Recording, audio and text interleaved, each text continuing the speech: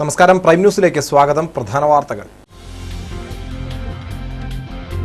കാർഷിക വിള നഷ്ടപരിഹാര തുകയിൽ വൻ വർധന. ഉത്തരവിൽ മന്ത്രി ഒപ്പുവെച്ചു. ആനുകൂല്യം അടുത്ത സീസൺ മുതൽ. വനസംരക്ഷണത്തിന്റെ പരമപ്രാധാന്യം ഓർമ്മിപ്പിച്ച് ലോകം വനദിനം ആചരിച്ചു. സംസ്ഥാനത്ത് നിബിഡ വന വിസ്തൃതി കുറഞ്ഞതായി റിപ്പോർട്ട്. ശാസ്ത്ര സാങ്കേതിക പരിസ്ഥിതി കൗൺസിലിന് സംസ്ഥാന പുരസ്കാരം വയനാടിന്. കെട്ടിനാട്ടിയിൽ വയനാടിന്റെ യശസ്സുയർത്തി അമ്പലവയലിലെ അജി തോമസ്. ചെമ്പ്ര എസ്റ്റേറ്റ് ഗവൺമെന്റ് ഏറ്റെടുക്കണം. 29-ന് AITUC 36 മണിക്കൂർ രാപ്പകൽ സമരം നടത്തും. കൈത്തറി വ്യവസായത്തെ ഇറക്കുമതി പ്രതിസന്ധിയിലാക്കിയെന്ന് മന്ത്രി AC മൊയ്തീൻ തൃശ്ശിലേരിയിൽ. ബത്തേരിയിലെ ഹോട്ടലുകളിൽ നിന്ന് വീണ്ടും പഴകിയ ഭക്ഷണം പിടികൂടി. പുൽപ്പള്ളി ഇരിപ്പൂട് ഭദ്രകാളി ക്ഷേത്രത്തിൽ ഉത്സവം കൊടിയേറി. വടുവഞ്ചാലിൽ ശ്രീരാമനവമി രഥയാത്രയ്ക്ക് സ്വീകരണം. IC ബാലകൃഷ്ണൻ ഇടപെട്ടു. മുള്ളൻകൊല്ലി സ്റ്റേഡിയം വിവാദങ്ങൾക്ക് താൽക്കാലിക വെടിനിർത്തൽ.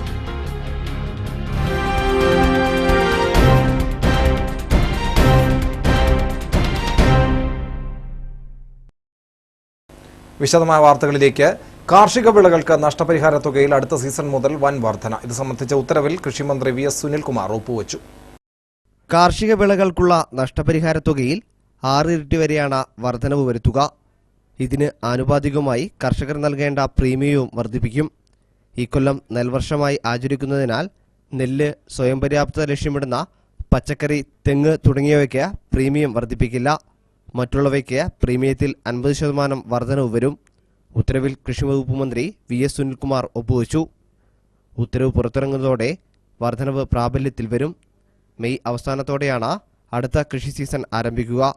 ഈ ഘട്ടത്തിൽ വർദ്ധിപ്പിച്ച പ്രീമിയം അടയ്ക്കുന്നവർക്കാണ് നഷ്ടപരിഹാര വർധനവ് വരിക.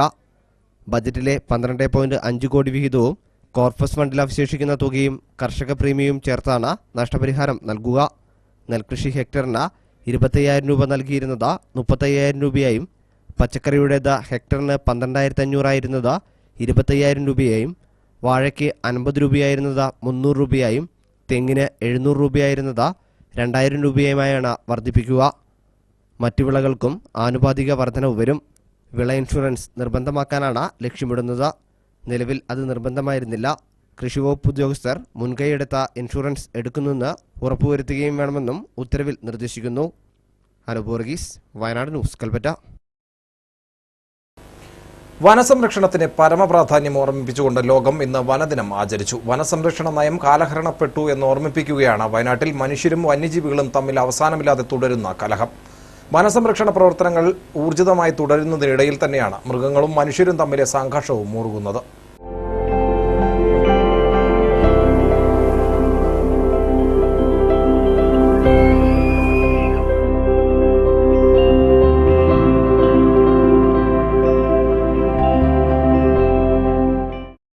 പ്രകൃതിയിൽ ജീവവായു ഉൽപ്പാദിപ്പിക്കുന്ന ഒരേയൊരു സ്വാഭാവിക സംവിധാനമാണ് വൃക്ഷം. ചെടികൾക്കും വൃക്ഷങ്ങൾക്കും വളർത്തുമൃഗങ്ങൾക്കും ദാഹനീർ നൽകിയ ശേഷം മാത്രം അന്നപാനാദികൾ ശീലിച്ചിരുന്ന ഒരാശ്രമ പൈതൃകമുണ്ടായിരുന്നു നമുക്ക്. ആ പൈതൃകത്തിന്റെ ഇങ്ങേയറ്റത്തെ കാഴ്ചയാണ് മനുഷ്യരും മൃഗങ്ങളും തമ്മിലെ സംഘർഷം. കഴിഞ്ഞ 30 വർഷങ്ങൾക്കിടെയാണ് ഇത് ഇത്ര രൂക്ഷമായത്. വയനാട്ടിലെ തിരുനെല്ലിയിൽ മാത്രം 79 പേരാണ് വന്യജീവി ആക്രമണത്തിൽ മരിച്ചത്. വൈത്തിരി, ബത്തേരി താലൂക്കിലും ഇത്രയോ ഇതിലും കൂടുതലോ ആളുകൾ മരിച്ചിട്ടുണ്ടാകും. വനസംരക്ഷണ പ്രവർത്തനങ്ങൾ മുറയ്ക്ക് തുടരുമ്പോഴും വന്യജീവി ആക്രമണങ്ങളും തുടർന്നു. വനം പരിസ്ഥിതി സംരക്ഷണത്തിന് സ്വതന്ത്ര ഇന്ത്യ അനുവർത്തിക്കുന്ന നയങ്ങളുടെ അപഹാസ്യതയിലേക്കാണ് ഇത് വിരൽ ചൂണ്ടുന്നത്. നാടും കാടും വേർതിരിക്കാനും മൃഗങ്ങൾക്ക് അവരുടെ ലോകം ആക്രമണ ഭീതിയില്ലാതെ തിരിച്ചു കൊടുക്കാനും കഴിയുന്ന വനപരിപാലന നയം ഉണ്ടാകണം. വനവാസികളെ ഫ്ളാറ്റ് നിർമ്മിച്ച് മുഖ്യധാരയിലെത്തിക്കുന്ന യൂറോപ്യൻ വികസന കാഴ്ചപ്പാട്, വൈദ്യുതിക്ക് വേണ്ടി കുറച്ച് കാട് നഷ്ടപ്പെട്ടാലും ഒന്നും സംഭവിക്കാനില്ലെന്ന ധാർഷ്ട്യം മനുഷ്യരെ ബാധിച്ചതാണ് കുഴപ്പമായത്. എന്തുകൊണ്ട് ആദിവാസികളുടെ സ്വയംഭരണ വനപഞ്ചായത്തുകൾ ഇനിയും നടപ്പാക്കുന്നില്ല? എന്തുകൊണ്ട് വനപരിപാലന ചുമതല ആദിവാസികളെ ഏൽപ്പിക്കുന്നില്ല? അതിർത്തി വനങ്ങളെ മുഴുവൻ ഏകവിള തോട്ടങ്ങളാക്കുകയും കാട്ടുതീ എരിച്ച് വന്യജീവികളുടെ ആവാസ വ്യവസ്ഥ തകർക്കുകയും ചെയ്തവർ സ്വന്തം വംശത്തിന്റെ കടക്കൽ തന്നെയാണ് കത്തിവെക്കുന്നത്. കുഞ്ഞുങ്ങളോട് ക്രൂരത ചെയ്യുന്ന, അവർക്ക് വേണ്ടി കരുതലില്ലാത്ത നമ്മുടെ വികസന സങ്കല്പങ്ങൾ എഴുതി നിറച്ച പ്രൊജക്ട് റിപ്പോർട്ടുകളാണ് കത്തിച്ചു കളയേണ്ടത്. കാടല്ല കത്തിക്കേണ്ടത്. വികസനം സ്വന്തം കുഞ്ഞുങ്ങൾക്ക് വെന്തുമരിക്കാൻ നികൃഷ്ട ലോകം നിർമ്മിക്കലല്ല, ലോകം നമുക്ക് തിന്നു തീർക്കാനുള്ള തീന്തട്ടമല്ല എന്ന ശക്തമായ ഓർമ്മപ്പെടുത്തലാകട്ടെ ഈ വനദിനം. News desk, Wayanad news. സംസ്ഥാനത്ത് നിബിഡ വന വിസ്തൃതി കുറഞ്ഞതായി കണക്കുകൾ. ഇതിന് ആനുപാതികമായി വനവിഭവങ്ങളിൽ നിന്നുള്ള വരുമാനത്തിന് ഗണ്യമായ കുറവ് രേഖപ്പെടുത്തി. 2014-15 കാലത്ത് 289.51 കോടി രൂപ വരുമാനമുണ്ടായിരുന്നിടത്ത് 2015-16 257.37 കുറഞ്ഞു. തടി വരുമാനം മാത്രം 269.43 കോടിയിൽ നിന്നും 240.89 കുറഞ്ഞു. 6% കുറവാണ് ഒരു വർഷത്തിനിടെ മാത്രമുണ്ടായത്. സംസ്ഥാനത്ത് മൊത്തം മൂല്യവർദ്ധനവിൽ വനമേഖലയുടെ പങ്ക് 0.90 നിന്നും 0.83 കുറഞ്ഞു. നിബിഡ വനങ്ങളുടെ കുറവ് കാട്ടിലെ ജലപരിപോഷണത്തിൽ 30% കുറവുണ്ടാക്കി. കുടിവെള്ളത്തിൻ്റെയും ഭക്ഷണത്തിൻ്റെയും കുറവിനാൽ മൃഗങ്ങൾ കാടിറങ്ങുന്നത് വർദ്ധിപ്പിച്ചു. വേനൽക്കാലത്ത് കർണാടക, തമിഴ്നാട് സംസ്ഥാനങ്ങളിൽ നിന്നും കേരള വനത്തിലേക്ക് മൃഗങ്ങളെത്തുന്നതും വർദ്ധിച്ചു. കഴിഞ്ഞ വർഷം കാട്ടുമൃഗങ്ങൾ ആക്രമിച്ചുമായി ബന്ധപ്പെട്ട അപകടങ്ങളും വർദ്ധിച്ചു. 6022 സംഭവങ്ങളാണ് കഴിഞ്ഞ വർഷമുണ്ടായത്. പ്ലാസ്റ്റിക്കിന്റെ അടക്കം വ്യാപനം മൃഗങ്ങളുടെ മരണത്തിനും ഇടയാക്കുന്നു. മൃഗങ്ങൾക്കു വേണ്ടി ഭക്ഷണവും പുല്ലടക്കമുള്ള വിഭവങ്ങളും കാട്ടിൽ തന്നെ സൃഷ്ടിക്കാൻ സമഗ്ര പദ്ധതി സർക്കാരിന് മുന്നിൽ സമർപ്പിച്ചിരിക്കുകയാണ്. ഇതിനിടെ കടും ചൂടിൽ വരൾച്ചയ്ക്കൊപ്പം വേവുന്ന കാട് കാക്കാൻ കഴിയാതെ വനംവകുപ്പും കടുത്ത പ്രതിസന്ധിയിലാണ്. ആവശ്യമായ വനംവകുപ്പ് ജീവനക്കാരുടെ പകുതി പോലുമില്ലാതെയാണ് മഴയെ മാത്രം ആശ്രയിച്ച് പടരുന്ന തീയണയ്ക്കേണ്ട അവസ്ഥയിലാണ് വനം ജീവനക്കാർ. 2 ചതുരശ്ര കിലോമീറ്ററിന് ഒരു ഓഫീസർ എന്ന നിലയിൽ ജീവനക്കാർ വേണമെങ്കിലും ഉള്ളത് 4 ചതുരശ്ര കിലോമീറ്ററിന് ഒരാൾ മാത്രമാണ്. നിലവിലെ തസ്തിക വെച്ച് തന്നെ സംസ്ഥാനത്ത് 1300ഓളം ജീവനക്കാരുടെ കുറവാണുള്ളത്. സംസ്ഥാനത്ത് ഓരോ വർഷവും കാട്ടുതീ വർദ്ധിക്കുമ്പോഴാണ് ഈ അവസ്ഥ. കഴിഞ്ഞ വർഷം ജനുവരി, ഫെബ്രുവരി മാസങ്ങളിൽ 500 തീപിടുത്ത സംഭവങ്ങളാണ് ഉണ്ടായതെങ്കിലും ഇത്തവണ അത് 1000ഓളമായി ഉയർന്നു. അനബുർഗീസ്, വയനാട് ന്യൂസ്, കൽപ്പറ്റ. മാടലിൽ കാട്ടാന ഇറങ്ങി 4ഓളം കർഷകരുടെ കാർഷിക വിളകൾ നശിപ്പിച്ചു. മുള്ളൻകൊല്ലി മാടൽ കടുപ്പിൽ തോമാച്ചൻ, കാരങ്ങാട്ടിൽ ജോസ്, കാരങ്ങാട്ടിൽ തങ്കച്ചൻ, ഷാജിക്കുട്ടൻ എന്നിവരുടെ കൃഷികളാണ് വ്യാപകമായി നശിപ്പിച്ചത്. തെങ്ങ്, കവുങ്ങ്, വാഴ, കാപ്പി തുടങ്ങിയ വിളകളാണ് കഴിഞ്ഞ ദിവസം പാതിരിവനത്തിൽ നിന്ന് ഇറങ്ങിയ കാട്ടാനകൾ നശിപ്പിച്ചത്. ഏക്കർ കണക്കിന് കൃഷികളാണ് നശിപ്പിച്ചത്. വാഴത്തോട്ടത്തിലെ 400ഓളം വാഴകൾ പൂർണ്ണമായി നശിപ്പിച്ചു. പുൽപ്പള്ളി ചെതലയൻ റേഞ്ചിലെ പാതിരി സൗത്ത് വനത്തിൽ നിന്നും ഇറങ്ങുന്ന ആനകളാണ് ഇവിടെ നിത്യവും കർഷകരുടെ കൃഷികൾ നശിപ്പിക്കുന്നത്. പകലെന്നോ രാത്രിയെന്നോ വ്യത്യാസമില്ലാതെ കാട്ടാനകൾ കൃഷിയിടത്തിൽ ഇറങ്ങാൻ തുടങ്ങിയതോടെ പുറത്തിറങ്ങാൻ കഴിയാത്ത അവസ്ഥയാണ് പ്രദേശത്തുകാർക്ക്. ഈ പ്രദേശത്ത് സ്ഥാപിച്ച ട്രെഞ്ചും ഫെൻസിങ്ങും തകർന്നതാണ് തീറ്റയും വെള്ളവും തേടി കൃഷിയിടത്തിൽ ആന ഇറങ്ങാൻ കാരണം. കായ്ഫലമുള്ള തെങ്ങുകളാണ് ആനകൾ ഏറെ നശിപ്പിച്ചത്. ലക്ഷങ്ങളുടെ നഷ്ടമാണ് കർഷകർക്ക് ഉണ്ടായത്. ദിനംപ്രതി ഉണ്ടായിക്കൊണ്ടിരിക്കുന്ന വന്യമൃഗശല്യത്തിന് പരിഹാരം കാണണമെന്നാവശ്യപ്പെട്ട് പ്രക്ഷോഭ പരിപാടികൾ ആരംഭിക്കാനുള്ള തയ്യാറെടുപ്പിലാണ് പ്രദേശത്തെ കർഷകർ. ഈ മേഖലയിൽ കൽമതിൽ നിർമ്മിച്ച് വന്യമൃഗശല്യത്തിന് പരിഹാരം കാണണമെന്നാവശ്യപ്പെട്ട് വനം മന്ത്രിക്കും MLAയ്ക്കും മറ്റ് ജനപ്രതിനിധികൾക്കും നാട്ടുകാർ പരാതി നൽകി. ഫോറസ്റ്റുകാർ വന്ന് നോക്കി, അവർ പോവുകയും ചെയ്തു. എന്തെങ്കിലും നഷ്ടപരിഹാരം കിട്ടുമെന്ന് മാത്രം പറഞ്ഞു. ഇവിടെയുള്ള ട്രെഞ്ചും നന്നാക്കിയിട്ടില്ല. ഇവിടെയുള്ള ബാക്കി ഷോക്ക് കൊടുത്തേക്കുന്നൊന്നും റെഡിയല്ല. ആന, അവർ പറയുന്നത് ആന കമ്പിയുടെ മുകളിലേക്ക് തടി വലിച്ചിട്ട് പൊട്ടിച്ചിട്ട് പോകാമെന്നാണ് പറയുന്നത്. പക്ഷേ യഥാർത്ഥത്തിൽ അതൊക്കെ ഒന്ന് നോക്കാൻ അവിടെ ഒരാളുണ്ട്. അതുപോലെ തന്നെ ഇതെല്ലാം നന്നാക്കി ഒക്കെ നോക്കിയാൽ മാത്രമേ ഞങ്ങൾക്ക് രക്ഷയുള്ളൂ. ഇവിടെയും കരിങ്കൽ ഭിത്തി കെട്ടി ഞങ്ങളെ രക്ഷിക്കണമെന്നാണ് ഞങ്ങളുടെ ഒരു അഭിപ്രായം. വയനാട് ന്യൂസ്, പുൽപ്പള്ളി. കാഞ്ഞിരത്തിനാൽ ജോർജിന്റെ ഭൂമി പ്രശ്നത്തിൽ കുടുംബത്തോട് എന്നും നീതി കാണിച്ചത് LDF ആണെന്ന് CK ശശീന്ദ്രൻ MLA. ഭൂമി ജോർജിന് ലഭിക്കുന്നതിന് എല്ലാ ശ്രമവും ഗവൺമെന്റിന്റെ ഭാഗത്തു നിന്ന് ഉണ്ടാകുമെന്നും CK ശശീന്ദ്രൻ. മറിച്ചുള്ള ആരോപണങ്ങൾ വാസ്തവ വിരുദ്ധമാണെന്ന് MLA കൽപ്പറ്റയിൽ വാർത്താസമ്മേളനത്തിൽ പറഞ്ഞു. കാഞ്ഞിരത്തിനാൽ ജോർജിന്റെ ഭൂമി പ്രശ്നത്തിൽ LDF സർക്കാരിനെയും MLA CK ശശീന്ദ്രനെതിരെയും ചിലർ നടത്തുന്നത് രാഷ്ട്രീയ പ്രേരിതമായ കള്ളത്തരങ്ങളാണ്. കഴിഞ്ഞ 40 വർഷമായി നടത്തുന്ന നിയമപോരാട്ടമാണ് ജോർജിന്റെ ഭൂമി പ്രശ്നം. കഴിഞ്ഞ ഡിസംബർ 7-ന് കോടതി വിധിയും വന്നു. വിധിക്കെതിരെ നിയമ നടപടി സ്വീകരിക്കുന്നതിനു പകരം സർക്കാരിനെതിരെയും MLAക്കെതിരെയും കള്ളപ്രചരണങ്ങൾ അഴിച്ചുവിടുകയാണ്. LDF എന്നും ജോർജിന്റെയും കുടുംബത്തിന്റെയും ഒപ്പമാണ്. MLA എന്ന നിലയിൽ താനും ജോർജിന്റെ കുടുംബത്തോടൊപ്പമുണ്ട്. ഭൂമി ലഭ്യമാകുന്നതിനായി സർക്കാരിനെ കൊണ്ട് സാധ്യമായതെല്ലാം ചെയ്യിക്കും. സബ് കളക്ടർ റിപ്പോർട്ടിൽ പറഞ്ഞതുപോലെ ഭൂമി ജോർജിൻ്റേത് തന്നെയാണ്. അതുകൊണ്ട് തന്നെ നിയമതടസ്സങ്ങൾ നീക്കി ഭൂമി ജോർജിന്റെ കുടുംബത്തിന് ലഭ്യമാകാൻ എല്ലാ നടപടികളും സ്വീകരിക്കുമെന്നും CK ശശീന്ദ്രൻ MLA പറഞ്ഞു. ഞാൻ സബ്മിഷൻ ഉന്നയിച്ചിട്ടുണ്ട് നിയമസഭയ്ക്കകത്ത്. അതിന് പറഞ്ഞ മറുപടികളുണ്ട്, എല്ലാം ഉണ്ട്. ഇപ്പോൾ ഒറ്റ മാർഗ്ഗമേ ഉള്ളൂ. കേസ് ഈ സബ് കോടതിയുടെ റിപ്പോർട്ട് ഹൈക്കോടതിയുടെ മുമ്പാകെ എത്തിക്കണം. അതിന് ഒരു റിവ്യൂ കൊടുക്കണം, അല്ലെങ്കിൽ സുപ്രീം കോടതിയെ സമീപിക്കണം. ആരെ സമീപിക്കാനും എല്ലാ സഹായവും ചെയ്യാൻ ഞങ്ങൾ സന്നദ്ധരാണ്. പക്ഷെ അദ്ദേഹം ഒപ്പിട്ട് തരണം. ഒപ്പിടാൻ ഞങ്ങൾക്ക് ആർക്കും ആവില്ല. എന്തോ ഒരു ധാരണയുടെ അടിസ്ഥാനത്തിൽ അദ്ദേഹം അതിന് സന്നദ്ധനല്ല എന്നാണ് ഞങ്ങൾ അറിയിച്ചിരിക്കുന്നത്. അപ്പോൾ അത് നിയമപരമായിട്ട് പ്രശ്നം പരിഹരിക്കാൻ വേണ്ടി കഴിയും. കോടതിയിലുള്ളൊരു വിഷയമായതുകൊണ്ടാണ് വിജിലൻസ് റിപ്പോർട്ടിന് മേലിൽ ഗവൺമെൻറ് നടപടി സ്വീകരിക്കാതിരിക്കുന്നത്. വിജിലൻസ് റിപ്പോർട്ട് ഇപ്പോൾ കോടതി വിധിയെ മറികടന്ന് അല്ലെങ്കിൽ വിജിലൻസ് റിപ്പോർട്ടിനെ തള്ളി പറഞ്ഞുകൊണ്ടാണ് കോടതി വിധി വന്നിരിക്കുന്നത്. കോട്ട ലക്ഷ്യമാവുന്നത്. അതുകൊണ്ടാണ് ഗവൺമെൻറ് നടപടി സ്വീകരിക്കാൻ കഴിയാതിരിക്കുന്നത്. ആരൊക്കെയോ പറയുന്നു കോടതി ഇതൊക്കെ ചെയ്യാൻ കഴിയും, അല്ലെങ്കിൽ ഗവൺമെൻറ് ഇതൊക്കെ ചെയ്യാൻ കഴിയുന്നത്. ഞങ്ങളെല്ലാ വശങ്ങളും വീണ്ടും ചർച്ച ചെയ്യാൻ റവന്യൂ മന്ത്രിയുടെ സാന്നിധ്യത്തിൽ കഴിഞ്ഞ ദിവസം അങ്ങനെ ചർച്ച ചെയ്തപ്പോൾ ജെയിംസ് ഒരു കാര്യം ഞങ്ങളോട് പറഞ്ഞു, കോടതി വിധി പറയുന്ന ഭൂമി എൻ്റെ ഭൂമി വേറെയാണ്, എനിക്ക് എൻ്റെ ഭൂമി കിട്ടിയാൽ മതി. അത് പരിശോധിക്കാനാണ് കലക്ടറോട് പറഞ്ഞിരിക്കുന്നത്. വാർത്താ സമ്മേളനത്തിൽ LDF നേതാക്കളായ വിജയൻ ചെറുകര, PK ബാബു തുടങ്ങിയവരും പങ്കെടുത്തു. വയനാട് ന്യൂസ്, കൽപ്പറ്റ. അന്യാധീനപ്പെട്ട ആദിവാസി ഭൂമി തിരിച്ചു നൽകുക തുടങ്ങിയ വിവിധ ആവശ്യങ്ങൾ ഉന്നയിച്ച് വനവാസി അവകാശ സംരക്ഷണ സമിതിയുടെ നേതൃത്വത്തിൽ കളക്ടറേറ്റിന് മുന്നിൽ ധർണ നടത്തി. പള്ളിയറ രാമൻ ഉദ്ഘാടനം ചെയ്തു. NK രാജു അധ്യക്ഷനായിരുന്നു. N പത്മനാഭൻ, പാലേരി രാമൻ, മധു, V ഗോറെ തുടങ്ങിയവർ സംസാരിച്ചു. കേരളം ഭരിച്ച രണ്ട് മുന്നണികളും ഇവർക്ക് വേണ്ടിയുള്ള മോഹന സുന്ദര വാഗ്ദാനങ്ങൾ നൽകി അവരെ കോടിക്കണക്കിന് രൂപ പാസാക്കിക്കൊണ്ട് അത് നടപ്പിലാക്കാതെ അത് തട്ടിയെടുത്ത സാഹചര്യമാണ് ഇന്ന് നമുക്ക് കാണാൻ സാധിക്കുന്നത്. തിരുവനന്തപുരം കേന്ദ്രമായ ശാസ്ത്ര സാങ്കേതിക പരിസ്ഥിതി കൗൺസിലിന്റെ മികച്ച കാർഷിക സാങ്കേതിക വിദ്യയ്ക്കുള്ള അവാർഡ് ഇത്തവണയും വയനാടിന്. നെന്മേനി അമ്പലവയൽ മാളികയിലെ അജി തോമസ് ആണ് കെട്ടിനാട്ടി കൃഷി സാങ്കേതിക രീതിക്ക് മികച്ച സംസ്ഥാന അവാർഡ് നേടി വയനാടിന് അഭിമാനമായത്. കഴിഞ്ഞ തവണ മീനങ്ങാടിയിലെ എൽദോ എന്ന കർഷകനായിരുന്നു ഈ അവാർഡ്. യൂറോപ്പിൽ പ്രചാരത്തിലുള്ള പെല്ലറ്റൈസിംഗ് കൃഷി സാങ്കേതിക രീതിയുടെ തനത് രീതി വികസിപ്പിച്ചെടുത്താണ് അജി തോമസ് ശ്രദ്ധേയനായത്.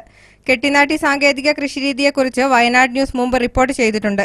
30,000 രൂപയും സർട്ടിഫിക്കറ്റും ഫലകവും അടങ്ങുന്ന പുരസ്കാരം തിരുവനന്തപുരത്ത് മിത്രഭവനിൽ നടന്ന ചടങ്ങിൽ നിയമസഭാ സ്പീക്കർ P ശ്രീരാമകൃഷ്ണനിൽ നിന്ന് അജി തോമസ് ഏറ്റുവാങ്ങി. വിവിധ എഞ്ചിനീയറിംഗ് കോളേജുകളിൽ നിന്നുള്ള 67 എൻട്രികളോടും 13 കാർഷിക ഗവേഷണ കേന്ദ്രങ്ങളുടെ എൻട്രികളോടും സന്നദ്ധ സംഘടനകളുടെ എൻട്രികളോടും മത്സരിച്ചാണ് അജി തോമസ് ഒന്നാമതായത്. ചാണകവും പഞ്ചഗവ്യവും ഇലച്ചാറുകളും ചേർത്തുണ്ടാക്കിയ പെല്ലറ്റുകളിൽ നെൽച്ചെടികൾ കേടുകൂടാതെ വളർത്തിയെടുക്കുന്ന വിദ്യയാണ് അജി തോമസ് വികസിപ്പിച്ചെടുത്തത്. നെൽകൃഷിയിലെ ഒരു നൂതന സാങ്കേതിക രീതിയെന്ന് ഇതിനെ നിസ്സംശയം പറയാം. കെട്ടിനാട്ടി ചെയ്യാൻ ഉദ്ദേശിക്കുന്ന കർഷകർക്ക് കൃഷിവകുപ്പ് 3,500 രൂപ ധനസഹായം ചെയ്യുമെന്ന് പ്രഖ്യാപിച്ചിട്ടുണ്ട്. News desk, Wayanad news. Chembra estate government ഏറ്റെടുക്കണമെന്നാവശ്യപ്പെട്ട് AITUC നേതൃത്വത്തിൽ ഈ മാസം 29-ന് രാപ്പകൽ ഉപവാസ സമരം നടത്തും. AITUC നേതാവ് PK മൂർത്തി അറിയിച്ചതാണിത്. 36 മണിക്കൂർ രാപ്പകൽ സമരം AITUC സംസ്ഥാന സെക്രട്ടറി KP രാജേന്ദ്രൻ ഉദ്ഘാടനം ചെയ്യും. 30-ാം തീയതി സമാപന സമ്മേളനം AITUC നേതാവ് H രാജ ഉദ്ഘാടനം ചെയ്യുമെന്നും PK മൂർത്തി അറിയിച്ചു. 36 മണിക്കൂർ നീണ്ടു നിൽക്കുന്ന രാപ്പകൽ സമരം ചെമ്പ്ര എസ്റ്റേറ്റ് സർക്കാർ ഏറ്റെടുക്കണം എന്നാവശ്യപ്പെട്ടുകൊണ്ട് നമ്മുടെ AITUC നേതൃത്വത്തിൽ 36 മണിക്കൂർ നീണ്ടു നിൽക്കുന്ന രാപ്പകൽ സമരം നടത്താൻ വേണ്ടി തീരുമാനിച്ചിട്ടുണ്ട്. ഈ സമരം AITUC സംസ്ഥാന ജനറൽ സെക്രട്ടറി സഖാവ് KP രാജേന്ദ്രനാണ് ഈ സമരം ഉദ്ഘാടനം ചെയ്യുന്നത്. അതുപോലെ തന്നെ സമാപനം 30-ാം തീയതി വൈകുന്നേരം സമാപിക്കുന്ന 36 മണിക്കൂർ സമാപിക്കുന്ന സമരം ഉദ്ഘാടനം ചെയ്യുന്നത് AITUC കേരള പ്ലാന്റേഷൻ വർക്കേഴ്സ് ഫെഡറേഷന്റെ സംസ്ഥാന ജനറൽ സെക്രട്ടറി സഖാവ് H രാജീവനാണ്. കൈത്തറി വ്യവസായത്തെ ഇറക്കുമതി പ്രതിസന്ധിയിലാക്കിയതായി മന്ത്രി AC മൊയ്തീൻ മാനന്തവാടി തൃശ്ശിലേരിയിലെ വയനാട് ഹാൻഡ്ലൂം ആൻഡ് മൾട്ടിപർപ്പസ് സഹകരണ സംഘത്തിൽ നൽകിയ സ്വീകരണത്തിൽ സംസാരിക്കുകയായിരുന്നു മന്ത്രി. പ്രതിസന്ധി പരിഹരിക്കുന്നതിന് ഗവൺമെന്റ് ശ്രമങ്ങൾ നടത്തുന്നുണ്ടെന്നും മന്ത്രി പറഞ്ഞു. വിപ്കോയുടെ നവീകരണ പ്രവർത്തനങ്ങൾക്ക് സർക്കാർ എല്ലാവിധ സഹായവും ലഭ്യമാക്കും. കിടക്കവിരികളും സ്കൂൾ യൂണിഫോമുകളും സർക്കാർ മില്ലുകളിൽ ഉൽപ്പാദിപ്പിച്ച് വിപണിയിലെത്തിക്കാനുള്ള ശ്രമം നടത്തുന്നുണ്ട്. OR കേളു ചടങ്ങിൽ അധ്യക്ഷനായിരുന്നു. തിരുനെല്ലി ഗ്രാമപഞ്ചായത്ത് പ്രസിഡന്റ് മായാദേവി, AN പ്രഭാകരൻ, ജില്ലാ വ്യവസായ കേന്ദ്രം general manager E Salahuddin, PJ Antony, Rukmini Subramanian എന്നിവർ സംസാരിച്ചു. ഈ സ്ഥാപനവുമായി ബന്ധപ്പെട്ട് ഇതിന്റെ നവീകരണവും പുനരുദ്ധാരണവും ഒക്കെയായി ബന്ധപ്പെട്ട് തന്ന പ്രപ്പോസൽ വ്യവസായ വകുപ്പ് പരിശോധിച്ച് ഈ സ്ഥാപനത്തിന് നല്ല നിലയിൽ മുന്നോട്ട് കൊണ്ടുപോകാൻ നാട് തയ്യാറാണ് എന്നെനിക്ക് ബോധ്യം വന്നിട്ടുണ്ട്. അതിന്റെ അടിസ്ഥാനത്തിലുള്ള നടപടി ഗവൺമെന്റിന്റെ ഭാഗത്തുനിന്നുണ്ടായി. വയനാട് ന്യൂസ്, മാനന്തവാടി. ബത്തേരിയിൽ മുനിസിപ്പാലിറ്റി ആരോഗ്യവകുപ്പ് അധികൃതർ ഹോട്ടലുകളിൽ നടത്തിയ പരിശോധനയിൽ പഴകിയ ഭക്ഷണ പദാർത്ഥങ്ങൾ പിടിച്ചെടുത്തു. ബത്തേരി ടൗൺ, ബീനാച്ചി, KSRTC പരിസരം എന്നിവിടങ്ങളിലെ ഹോട്ടലുകളിൽ നിന്നാണ് പഴകിയ ഭക്ഷണം പിടിച്ചെടുത്തത്. ഒരു മാസത്തിനിടെ രണ്ടാം തവണയാണ് ബത്തേരി ടൗണിലെ ഹോട്ടലുകളിൽ നിന്നും പഴകിയ ഭക്ഷണം പിടികൂടുന്നത്. ഇന്ന് രാവിലെ മുനിസിപ്പാലിറ്റി ആരോഗ്യവകുപ്പ് നടത്തിയ മിന്നൽ പരിശോധനയിലാണ് ഹോട്ടലുകളിൽ നിന്നും മെസ്സുകളിൽ നിന്നും പഴകിയ ഭക്ഷണ സാധനങ്ങൾ പിടിച്ചെടുത്തത്. കോടതിക്ക് സമീപമുള്ള ആശാ മെസ്, നാടൻ ഭക്ഷണശാല, ദൊട്ടപ്പംകുളം കഫേ ഖത്തർ, ബീനാച്ചിലെ KK mess, hotel Sharjah, Bathery Chungam rose restaurant, KSRTC canteen എന്നിവിടങ്ങളിൽ നിന്നാണ് പഴകിയ ഭക്ഷണം പിടികൂടിയത്. പഴകിയ ചോറ്, ദിവസങ്ങൾ പഴക്കമുള്ള ബീഫ്, ചിക്കൻ, മീൻ, തൈര്, പൊറോട്ട, ചപ്പാത്തി തുടങ്ങിയവയാണ് പിടികൂടിയത്. പൊതുജനങ്ങളുടെ ആരോഗ്യത്തിന് ഹാനികരമാകുന്ന പഴകിയ ഭക്ഷണ പദാർത്ഥങ്ങൾ പിടിച്ചെടുത്ത ഹോട്ടലുടമകൾക്കെതിരെ മുനിസിപ്പാലിറ്റി കനത്ത പിഴ ചുമത്തുമെന്നും വീണ്ടും ആവർത്തിച്ചാൽ ലൈസൻസ് അടക്കം റദ്ദ് ചെയ്യുമെന്നും മുനിസിപ്പാലിറ്റി അധികൃതർ പറഞ്ഞു. തീർച്ചയായിട്ടും ഇത് വളരെ ജനദ്രോഹമാണ്. ഇത്തരം നടപടി ആയി മുമ്പോട്ട് പോകുന്ന ഹോട്ടലുകൾക്കെതിരെയും അതുപോലെ മറ്റ് ഭക്ഷ്യസാധനങ്ങൾ വിൽക്കുന്ന സ്ഥാപനങ്ങൾക്കെതിരെയും തുടർന്നും നഗരസഭ കർശനമായ നടപടിയെടുക്കും എന്നുള്ള കാര്യത്തിൽ യാതൊരു സംശയവും. ഇവർക്കെതിരെ എന്ത് നടപടിയായിരിക്കും സ്വീകരിക്കുക? ഇവർക്ക് ഇപ്പോൾ സ്വാഭാവികമായിട്ടും ഇത് പരിശോധനയുടെ അടിസ്ഥാനത്തിൽ കനത്ത പിഴ ഈടാക്കിക്കൊണ്ടാണ് മുമ്പോട്ട് പോകാൻ നഗരസഭ ആഗ്രഹിക്കുന്നത്. തുടർന്നാൽ ആ ഹോട്ടലുകളുടെ നഗരസഭ അതിൻ്റെ ലൈസൻസ് റദ്ദ് ചെയ്യുകയും അടച്ചുപൂട്ടുകയും. പരിശോധനയ്ക്ക് health inspector Mohandas, junior health inspector Sili Gopalakrishnan, municipality ജീവനക്കാരായ മുഹമ്മദ് ഹനീഫ്, നൌഷാദ് എന്നിവർ നേതൃത്വം നൽകി. ഒരു മാസം മുമ്പ് ഇതേ രീതിയിൽ ടൗണിലെ ഹോട്ടലുകളിൽ നിന്നും പഴകിയ ഭക്ഷണ സാധനങ്ങൾ പിടികൂടിയിരുന്നു. വയനാട് ന്യൂസ്, ബത്തേരി. ഭവന നിർമ്മാണം, കാർഷിക മേഖല, ആരോഗ്യ മേഖല എന്നിവയ്ക്ക് ഊന്നൽ നൽകി പനമരം ബ്ലോക്ക് പഞ്ചായത്ത് 2017-18 വർഷത്തെ വാർഷിക ബജറ്റ് അവതരിപ്പിച്ചു. Vice president K. കുഞ്ഞായിഷ ONVയുടെ ശാർങ്ങക പക്ഷികൾ എന്ന കവിതയിലെ വരികൾ ഉദ്ധരിച്ചാണ് ബജറ്റ് അവതരണം അവസാനിപ്പിച്ചത്. സ്നേഹസൗധം, സ്നേഹകിരണം, ഹരിതവീക്ഷണം, അറിവരങ്ങ് എന്നിങ്ങനെ 4 ഘടക പദ്ധതികളിലൂടെയാണ് ഫണ്ടുകൾ ചെലവഴിക്കുക. 79,03,04,250 രൂപ വരവും 79,02,54,520 രൂപ ചിലവും 50,000 രൂപ മിച്ചവുമുള്ളതാണ് budget. Panamaram block panchayat budget പ്രതിപക്ഷത്തിന്റെ ആരോപണങ്ങൾക്ക് പ്രസിഡന്റ് TS ദിലീപ് കുമാർ മറുപടി നൽകി. ബജറ്റ് നിർദ്ദേശങ്ങൾ സ്വപ്നങ്ങൾ മാത്രമാണെന്നും ജലലഭ്യത, മാലിന്യ നിർമ്മാർജ്ജനം എന്നിവയ്ക്ക് ഫണ്ട് വകയിരുത്തിയിട്ടില്ലെന്നുള്ള ആരോപണങ്ങൾക്കാണ് പ്രസിഡന്റിന്റെ മറുപടി. ഇന്ന് ജില്ലയിലെ 26 തദ്ദേശ സ്വയംഭരണ സ്ഥാപനങ്ങളിൽ അഭിമാനത്തോടുകൂടി നമുക്ക് പറയാൻ കഴിയും, 4ാം സ്ഥാനത്താണ് പനമരം ബ്ലോക്ക് പഞ്ചായത്ത് എന്ന് അഭിമാനത്തോടുകൂടി പറയുകയാണ്. ഇന്ന് ബ്ലോക്ക് പഞ്ചായത്തുകളിൽ 1ാം സ്ഥാനത്താണ് നമ്മളുള്ളത്. നിലവിലുള്ള പരിമിതിയിൽ നിന്നുകൊണ്ടാണ് നമ്മൾ പ്രവർത്തിക്കുന്നത്. ആ പരിമിതി എന്ന് പറയുന്നത് ഞാൻ ഈ സൂചിപ്പിച്ചതുപോലെ ഇത്തരം പ്രശ്നങ്ങൾ, അതേപോലെ ദേശീയ തൊഴിലുറപ്പ് പദ്ധതിയുടെ ഏകോപനമാണ് ബ്ലോക്ക് പഞ്ചായത്തിനുള്ളത്. 16 കോടിയായിരുന്നു കഴിഞ്ഞ വാർഷിക പദ്ധതി നമ്മൾ ചെലവഴിച്ചത്. ഇന്നത് 21 കോടിയായി. ഗ്രാമപഞ്ചായത്ത് പ്രസിഡന്റുമാർ ഇവിടെയുണ്ട്. അവരെയൊക്കെ അഭിനന്ദിച്ചുകൊണ്ട് പറയുന്നു, അതിന്റെ ഏകോപനം വളരെ ഭംഗിയായി നടത്തുവാൻ സാധിച്ചു. മൃഗസംരക്ഷണ വകുപ്പിന്റെ നേതൃത്വത്തിൽ ബത്തേരിയിൽ സംഘടിപ്പിച്ച മുട്ടമേളയ്ക്ക് ഇന്ന് സമാപനം. ഒട്ടകപ്പക്ഷി മുതൽ കാട വരെ വിവിധ വർഗത്തിൽപ്പെട്ട പക്ഷികളും മുട്ടകളുമാണ് മേളയിൽ പ്രദർശിപ്പിക്കുന്നത്. മേള കാണാൻ നിരവധി ആളുകളാണ് എത്തിയത്. മൃഗസംരക്ഷണ പരിശീലന കേന്ദ്രത്തിന്റെയും വെറ്ററിനറി പോളിക്ലിനിക്കിന്റെയും നേതൃത്വത്തിലാണ് എഗ് ഫെസ്റ്റ് നടത്തുന്നത്. ഒട്ടകപക്ഷി മുതൽ കാട വരെയുള്ള പക്ഷിയിനങ്ങളാണ് ഫെസ്റ്റിൽ പ്രദർശിപ്പിക്കുന്നത്. ഇവയുടെ മുട്ടകളും മേളയിൽ പ്രദർശിപ്പിക്കുന്നുണ്ട്. ആഫ്രിക്കക്കാരൻ ഒട്ടകപക്ഷി, ഓസ്ട്രേലിയക്കാരൻ എമുവുമാണ് മേളയിലെ ശ്രദ്ധാകേന്ദ്രങ്ങൾ. തുർക്കിയിൽ നിന്നുള്ള സുൽത്താൻ, റഷ്യയിൽ നിന്നുള്ള പോളിഷ് ക്യാപ്, ചൈനക്കാരൻ ബ്ലൂ കൊച്ചിൻ തുടങ്ങിയ വിദേശികളും സ്വദേശികളുമായ അലങ്കാര മുട്ടക്കോഴികളുമാണ് മേളയുടെ മറ്റു ആകർഷണം. കുട്ടനാടൻ വിഗോവ താറാവുകളും ടർക്കിയും പോരുകോഴിയും കരിങ്കോഴിയും പ്രദർശനത്തിനുണ്ട്. ഇവയെ വളർത്തുന്നതിനാവശ്യമായ പരിശീലനവും ഇവിടെ എത്തുന്നവർക്ക് നൽകുന്നുണ്ട്. ഇതുകൂടാതെ മുട്ടത്തോടുകൊണ്ടുള്ള കരകൗശല വസ്തുക്കളുടെ പ്രദർശനവും മേളയുടെ മാറ്റുകൂട്ടുന്നു. ഇത് കാണാൻ നിരവധി ആളുകളാണ് ഇവിടെ എത്തുന്നതും. വയനാട് ന്യൂസ്, ബത്തേരി.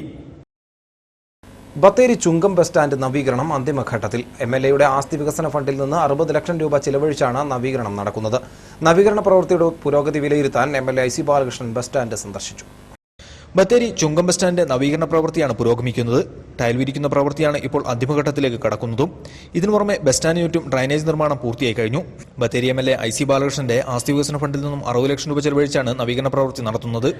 പ്രവൃത്തിയുടെ പുരോഗതി വിലയിരുത്തുന്നതിനായി MLA IC ബാലകൃഷ്ണൻ ഇന്നും ബസ് സ്റ്റാൻഡ് സന്ദർശിച്ചു. സമയബന്ധിതമായി ബസ് സ്റ്റാൻഡ് നവീകരണം പൂർത്തിയാക്കി ഉദ്ഘാടനം നടത്തുമെന്ന് MLA പറഞ്ഞു. പുരോഗതിയിൽ നടക്കുകയാണ്. അത് വിലയിരുത്തുന്നതിന് വേണ്ടിയാണ് ഇന്ന് ഞാനിവിടെ വന്നത്. ഞാൻ എഞ്ചിനീയർമാരുമായിട്ട് സംസാരിച്ചു.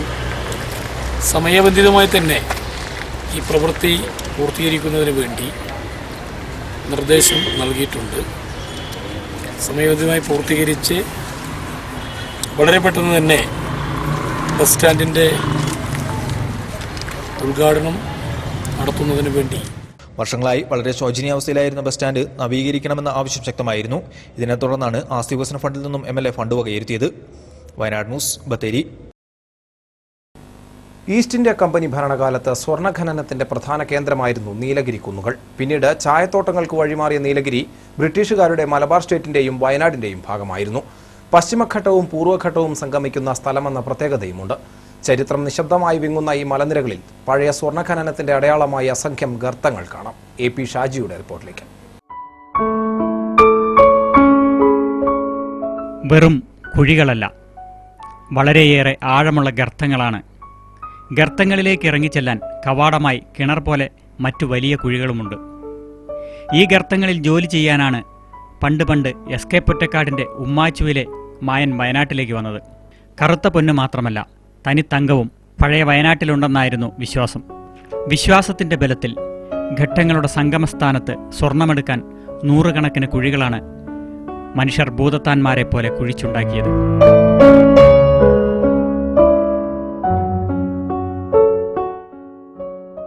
ഗർത്തങ്ങളിൽ ജോലി ചെയ്യുന്നവരെ മറ്റുള്ളവർ ഭൂതങ്ങളെപ്പോലെ പേടിച്ചിരുന്നു. SK പൊറ്റക്കാടിൻ്റെ വിവരണങ്ങൾ സാക്ഷ്യപ്പെടുത്തുന്നതാണ് നീലഗിരിയിലെ ഗർത്തങ്ങൾ. പലതിൻ്റെ മുകൾ ഭാഗം തൂർന്നും കാട് പിടിച്ചും മൂടിപ്പോയി. ഇപ്പോൾ വെള്ളം നിറഞ്ഞ് വാരിക്കുഴികളായി അവശേഷിക്കുകയാണ്. സ്വർണത്തിനു വേണ്ടി പാതാളം കുഴിച്ചവർക്ക് പിന്നീട് നിരാശപ്പെടേണ്ടി വന്നു. സ്വർണത്തേക്കാൾ കൂടുതൽ മൈക്ക നിക്ഷേപമാണ് പ്രദേശത്ത് കണ്ടത്. മൈക്ക ഖനനം ആന്ധ്രയിലെ റെഡ്ഡിമാർക്ക് കൈമാറിയ ബ്രിട്ടീഷുകാർ പ്ലാന്റേഷൻ സിസ്റ്റത്തിലേക്ക് തിരിഞ്ഞു. ഇവിടെ നിന്ന് സ്വർണം കുഴിച്ചെടുത്ത് ബിലാത്തിയിലേക്ക് കപ്പൽ കയറ്റാൻ ശ്രമിച്ച് നിരാശരായ സായിപ്പന്മാരാണ് ഇത് പൊന്നിൻ്റെയല്ല കറുത്ത പൊന്നിൻ്റെ നാടാണെന്ന് തിരിച്ചറിഞ്ഞത്. ദേവാലയ കേന്ദ്രീകരിച്ചുകൊണ്ട് തന്നെ 6000-ഓളം ആളുകൾ ബിഫോർ ഇൻഡിപെൻഡൻസിൻ്റെ കാലത്ത് തന്നെ ജോലി ചെയ്തിട്ടുണ്ട് അവിടെ പന്തല്ലൂരിൽ. അത് കഴിഞ്ഞതിന് ശേഷം സെക്കൻഡ് വേൾഡ് വാർ വന്നതിൻ്റെ പേരിൽ ഇവിടുത്തെ ഇരിക്കുന്ന ഗോൾഡ് മൈന് ലാഭകരമല്ലാതെ വരികയും ചെയ്തപ്പോഴാണ് ബ്രിട്ടീഷുകാർ ഈ പ്രദേശം ഖനിയുണ്ടാക്കാനുള്ള അധ്വാനത്തിന്റെ തോതിൽ മൈക്ക കണ്ടെത്താൻ കഴിയാത്തതിനാലാവാം റെഡ്ഡിമാരും മറ്റു കച്ചവടങ്ങളിലേക്ക് പോയി. ബ്രിട്ടീഷുകാരും ആന്ധ്രാപ്രദേശുകാരും മണ്ണുകുഴിക്കാൻ കൊണ്ടുവന്ന നിരവധി ആയിരക്കണക്കിന് തൊഴിലാളികൾ ഘട്ടങ്ങളുടെ ഈ സംഗമസ്ഥാനത്ത് മരിച്ചു വീണിട്ടുണ്ട്. അവരുടെ ഇരുണ്ട നിഴലുകൾ, യാതനകൾ ഇവിടമാകെ ഘനീഭവിച്ച് ഭേദിക്കാത്ത മൗനമായി ചൂഴ്ന്നു നിൽക്കുകയാണ്. AP Shaji, Wayanad news, Cheeran. Yuva Janata Dal S ജില്ലാ കമ്മിറ്റിയുടെ നേതൃത്വത്തിൽ ഭഗത് സിംഗ് ദിനം ആചരിച്ചു. സംസ്ഥാന വൈസ് പ്രസിഡന്റ് PM ജോയി ഉദ്ഘാടനം ചെയ്തു. VM വർഗീസ്, സാജു ഐക്കരക്കുന്നത്ത്, കുര്യാക്കോസ്, അന്നമ്മ, പൗലോസ് എന്നിവർക്ക് സ്വീകരണം നൽകി. CK ഉമർ, CP റഹീസ്, ജിജോ തുടങ്ങിയവർ സംസാരിച്ചു.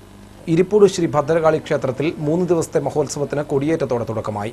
പടിക്കംവയലിൽ പുതിയ ഇല്ലത്ത് ശ്രീധരൻ തിരുമേനി കൊടിയേറ്റി. ഇന്ന് കാലത്ത് 5-ന് പള്ളിയുണർത്തൽ, നിർമാല്യ ദർശനം, അഭിഷേകം, അഷ്ടദ്രവ്യ ഗണപതി ഹോമം, ഉഷപൂജ തുടർന്ന് ആയിരങ്ങൾ പങ്കെടുത്ത പൊങ്കാല സമർപ്പണവും നടന്നു. അഭിഷ്ടവരദായിനിയായ അമ്മയുടെ തിരുസന്നിധിയിൽ പൊങ്കാല സമർപ്പണത്തിന് പുൽപ്പള്ളിയുടെ വിവിധ ഭാഗങ്ങളിൽ നിന്ന് നിരവധി വിശ്വാസികൾ പങ്കുചേർന്നു. തുടർന്ന് പ്രസാദവൂട്ട്, കലശം, നവകം പൂജ, കലശാഭിഷേകം, ഉച്ചപൂജ, വാസ്തുബലി, രക്ഷോഘ്നഹോമം, വാസ്തുഹോമം, സർപ്പബലി എന്നിവ നടന്നു. ക്ഷേത്രം തന്ത്രി പടിക്കംവയലിൽ പുതിയില്ലത്ത് ശ്രീധരൻ തിരുമേനിയുടെ മുഖ്യ കാർമ്മികത്വത്തിലായിരുന്നു ചടങ്ങുകൾ. പൊങ്കാല സമർപ്പണത്തിന് കേരള, കർണാടക സംസ്ഥാനങ്ങളിൽ നിന്നും ഭക്തർ പങ്കെടുക്കാനെത്തിയതായി ഭാരവാഹികൾ പറഞ്ഞു. പരമായ പൊങ്കാല സമർപ്പണമാണ് ഇപ്പോൾ നടന്നുകൊണ്ടിരിക്കുന്നത്. ധാരാളം ഭക്തജനങ്ങൾ അമ്മയുടെ പൊങ്കാല സമർപ്പണത്തിൽ എത്തിച്ചേർന്നിട്ടുണ്ട്. നാമജപത്തോടെ ഉദ്ദേശ കാര്യസാധ്യത്തിനായി അമ്മയുടെ തിരുസന്നിധിയിൽ ഭക്തി പുരസരം അർപ്പിക്കുന്ന പുണ്യ നൈവേദ്യമാണ് പൊങ്കാല. ആഘോഷ പരിപാടികൾക്ക് ശിവരാമൻ പാറക്കുഴി, ഐക്കരശ്ശേരി ഗോപാലകൃഷ്ണൻ, വിനോദ് കുമാർ പറപ്പള്ളി, PM രഘുനാഥ് തുടങ്ങിയവർ നേതൃത്വം നൽകി. വയനാട് ന്യൂസ്, പുൽപ്പള്ളി. മാർച്ച് 17-ന് കെല്ലൂർ ശ്രീ മൂകാംബിക ക്ഷേത്രത്തിൽ നിന്ന് ആരംഭിച്ച ശ്രീ രാമനവമി രഥയാത്രയ്ക്ക് വടുവഞ്ചാൽ നാട്ടുകഴകം കാളിമല തമ്പുരാൻ ക്ഷേത്രത്തിൽ സ്വീകരണം നൽകി. ക്ഷേത്രത്തിൽ രാവിലെ 7 മണി മുതൽ 4:30 വരെ രാമായണ പാരായണവും തുടർന്ന് 5:30 വരെ സത്യസായി സേവാ സംഘടന ഭജനയും നടത്തി. 7 മണിയോടെ എത്തിയ രഥയാത്രയ്ക്ക് നൽകിയ സ്വീകരണത്തിൽ വൻ ഭക്തജന പങ്കാളിത്തമുണ്ടായിരുന്നു. കേരള സംസ്ഥാന സന്യാസി സഭാ സെക്രട്ടറി സ്വാമി പ്രഭാകരാനന്ദ സരസ്വതി ദീപം കൊളുത്തി. ബാലഗോകുലം മേഖലാധ്യക്ഷൻ VK സന്തോഷ് മാസ്റ്റർ മുഖ്യപ്രഭാഷണം നടത്തി. മാനന്തവാടി വള്ളിയൂർക്കാവ് ഉത്സവത്തോടനുബന്ധിച്ച് ജില്ലാ മെഡിക്കൽ ഓഫീസിന്റെയും ജില്ലാ ലെപ്രസി യൂണിറ്റിന്റെയും ആഭിമുഖ്യത്തിൽ പ്രത്യേക രോഗപരിശോധനാ ക്യാമ്പും സൗജന്യ മരുന്ന് വിതരണവും സംഘടിപ്പിച്ചു. ജില്ലാ medical officer doctor R Vivek Kumar class ഉദ്ഘാടനം ചെയ്തു. നഗരസഭാ കൌൺസിലർ ഷീലത കേശവൻ അധ്യക്ഷനായിരുന്നു.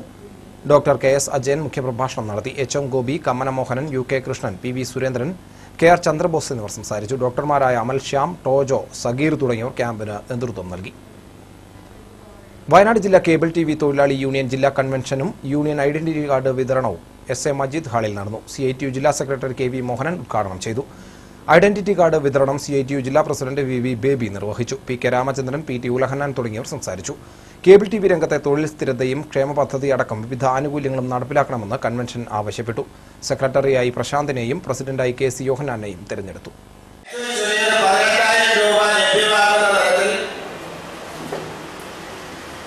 സംഘടിത മേഖലയിലായാലും അസംഘടിത മേഖലയിലായാലും അവന് വേതനം നിശ്ചയിക്കാവുന്ന തരത്തിൽ തൊഴിലാളികളുടെ വേതനം പുനർനിശ്ചയിക്കണമെന്ന് സുപ്രീം കോടതി ഉത്തരവ്. പലപ്പോഴും നമ്മുടെ ഭരണാധികാരികൾ നമ്മളോട് പറയാറുള്ളത് തൊഴിലാളികളുടെ ആനുകൂല്യങ്ങൾ, അവകാശങ്ങൾ സംബന്ധിച്ച് മറ്റു കാര്യങ്ങൾ. ജലസേചനം നടത്തുന്നതിന് സ്ഥാപിച്ചിരുന്ന ഡീസൽ മോട്ടോർ സ്ഥലം ഉടമയെ അറിയിക്കാതെ പഞ്ചായത്ത് അധികൃതർ എടുത്തുകൊണ്ടുപോവുകയും പൈപ്പുകൾ വെട്ടിനശിപ്പിക്കുകയും ചെയ്തതായി പരാതി.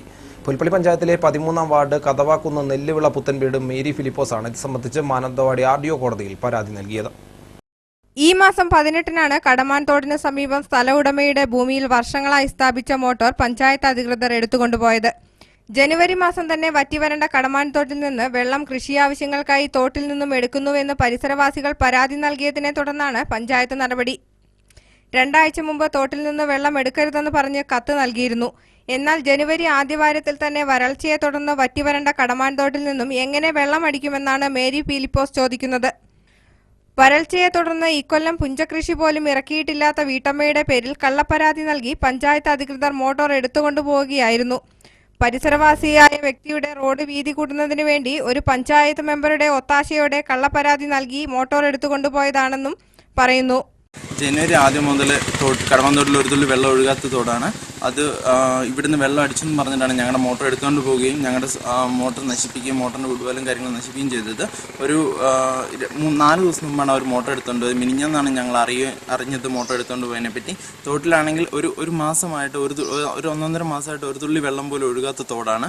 ഇതിനെപ്പറ്റി പരാതി ഞങ്ങൾ കൊടുത്തിട്ടുണ്ട്. RTO കോടതിയിൽ കേസ് രജിസ്റ്റർ ചെയ്തിട്ടുണ്ട്. അതിന്റെ ബാക്കി കാര്യങ്ങൾ. വയനാട് ന്യൂസ്, പുൽപ്പള്ളി.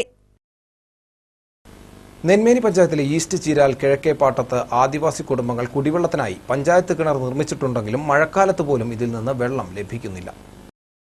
കിഴക്കേപ്പാട്ടത്തെ കോളനിയിൽ പണിവിഭാഗത്തിൽപ്പെട്ട 15ഓളം ആദിവാസി കുടുംബങ്ങളാണുള്ളത്.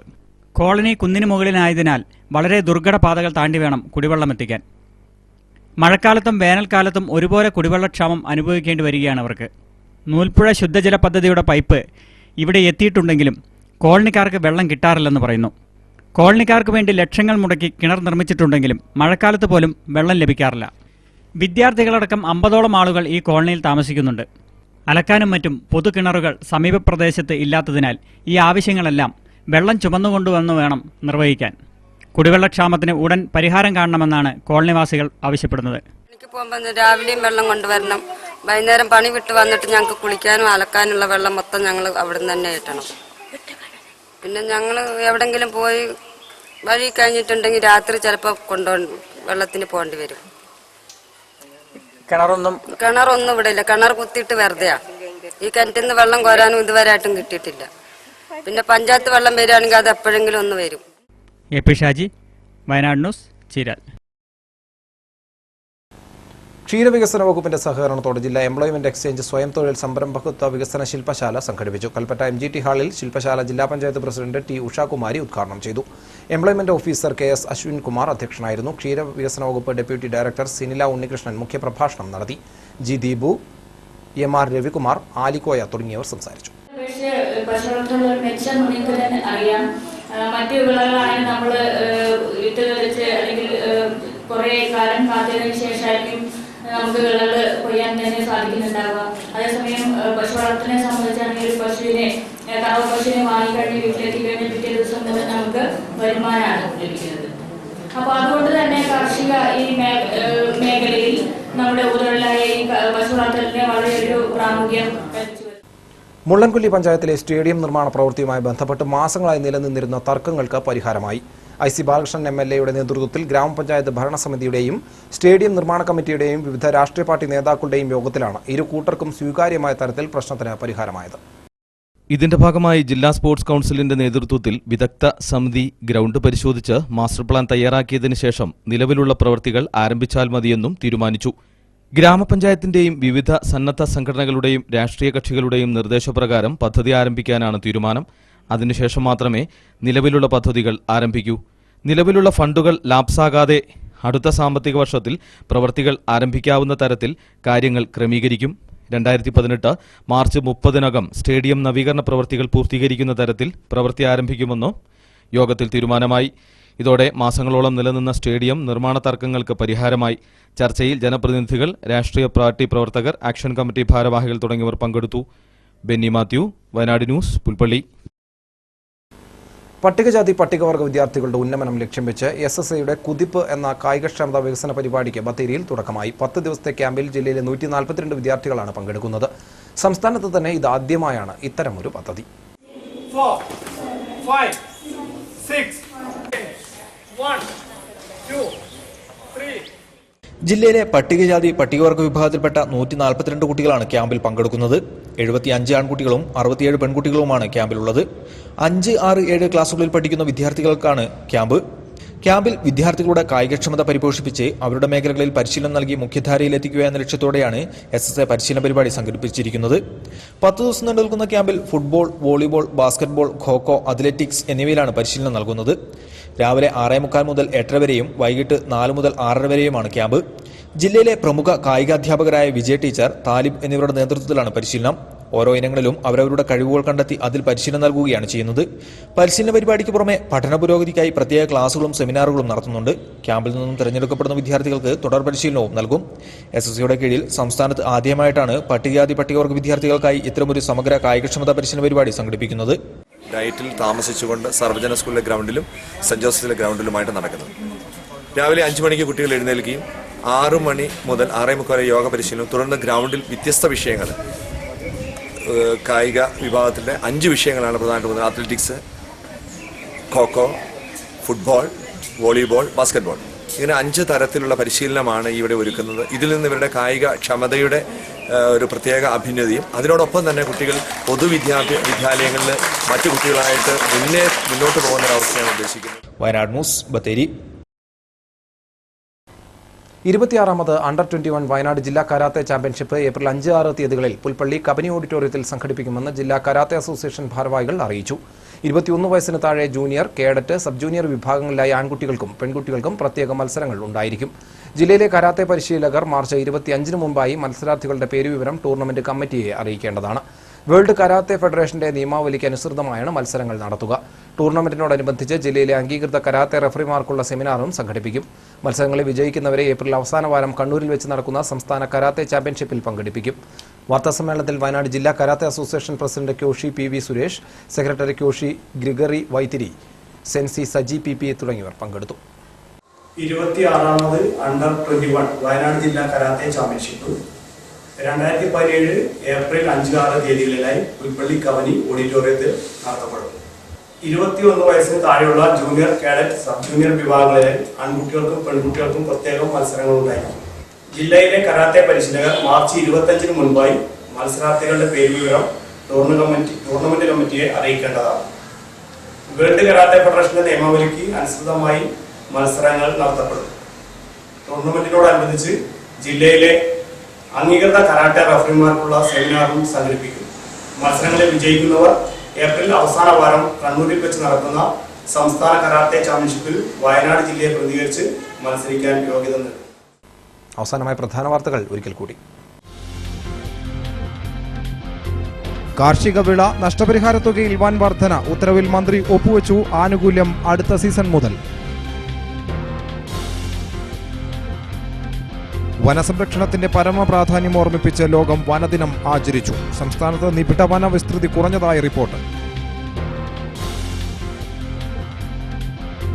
ശാസ്ത്ര സാങ്കേതിക പരിസ്ഥിതി കൗൺസിലിന്റെ സംസ്ഥാന പുരസ്കാരം വയനാടിന്. കെട്ടിനാട്ടിയിൽ വയനാടിന്റെ യശസ്സുയർത്തി അമ്പലവയലിലെ അജി തോമസ്. ചെമ്പ്ര എസ്റ്റേറ്റ് ഗവൺമെന്റ് ഏറ്റെടുക്കണം. 29-ന് AITUC 36 മണിക്കൂർ രാപ്പകൽ സമരം നടത്തും. കൈത്തറി വ്യവസായത്തെ ഇറക്കുമതി പ്രതിസന്ധിയിലാക്കിയെന്ന മന്ത്രി AC മൊയ്തീൻ തൃശ്ശിലേരിയിൽ. ബത്തേരിയിലെ ഹോട്ടലുകളിൽ നിന്ന് വീണ്ടും പഴകിയ ഭക്ഷണം പിടികൂടി. പുൽപ്പള്ളി ഇരിപ്പൂട് ഭദ്രകാളി ക്ഷേത്രത്തിൽ ഉത്സവം കൊടിയേറി. വടുവഞ്ചാലിൽ ശ്രീരാമനവമി രഥയാത്രയ്ക്ക് സ്വീകരണം. IC ബാലകൃഷ്ണൻ ഇടപെട്ടു. മുള്ളൻകൊല്ലി സ്റ്റേഡിയം വിവാദങ്ങൾക്ക് താൽക്കാലിക വെടിനിർത്തൽ.